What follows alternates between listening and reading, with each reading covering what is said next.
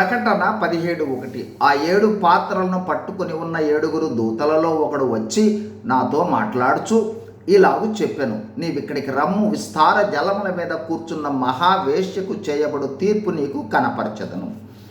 ప్రకటన 16వ అధ్యాయంలో పాత్రల తీర్పులను చూచాము. వీటితో దేవుని ఉగ్రత తీర్పులు ముగించబడ్డాయి. తర్వాత యేసు ప్రభు వారి బహిరంగ రాకడ 19వ అధ్యాయంలో ఉంటుంది. మరి ఈ 17, 18 అధ్యాయాలు దేన్ని తెలియజేస్తాయి? ఈ 2 అధ్యాయాల్లో మహాబబులోను మీదకు వచ్చు దేవుని తీర్పు, మహాబబులోను నాశనమును యోహాను భక్తుడు వివరించడం జరుగుతూ ఉన్నది. 17వ అధ్యాయము మతపరమైన బబులోనుపై దేవుని తీర్పు, పతనమును, నశింపును తెలియచేస్తే 18వ అధ్యాయము రాజకీయ ఆర్థిక బబులోను వ్యవస్థలపై దేవుని తీర్పు, పతనము, నశింపులను తెలియజేస్తుంది. ప్రస్తుతం మనం మతపరమైన బబులోనుపై తీర్పు, పతనము తెలియచేయు ప్రకటన 17వ అధ్యాయం ప్రారంభించుకుంటూ ఉన్నాం. ఈ ప్రకటన 17వ అధ్యాయం 1వ వచనాన్ని గమనిస్తే, 1 దేవుని ఉగ్రతా పాత్రలు పట్టుకున్న 7 దూతల్లో ఒక దూత యోహానుతో ఇలా మాట్లాడుతూ ఉన్నది, నీవిక్కడికి రమ్ము, విస్తార జలముల మీద కూర్చున్న మహావేశ్యకు చేయబడు తీర్పును నీకు కనపరచెదను అని అనటం జరుగుతుంది. 3 విస్తార జలములు అంటే అనేక మంది ప్రజలు లేదా ప్రపంచవ్యాప్తంగా ప్రజలు అని అర్థం.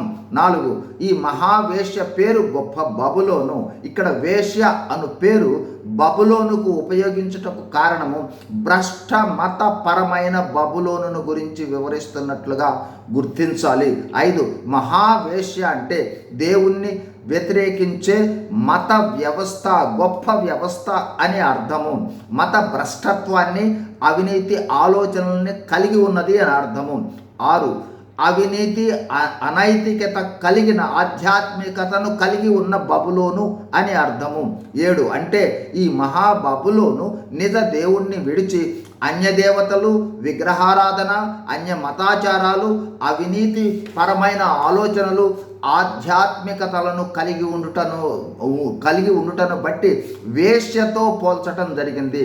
యెషయా 1:21, యెహెజ్కేలు 16:8-17, నహూము 3:4, యాకోబు 4:4 ఈ ప్రపంచవ్యాప్తంగా ప్రజలను కలిగి ఉన్నది కూడా.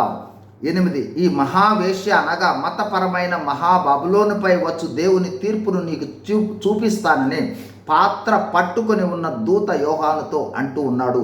తర్వాత వచనాలు తర్వాత వీడియోల్లో చూద్దాం. God is in you, God is with you, God bless you. Thank you.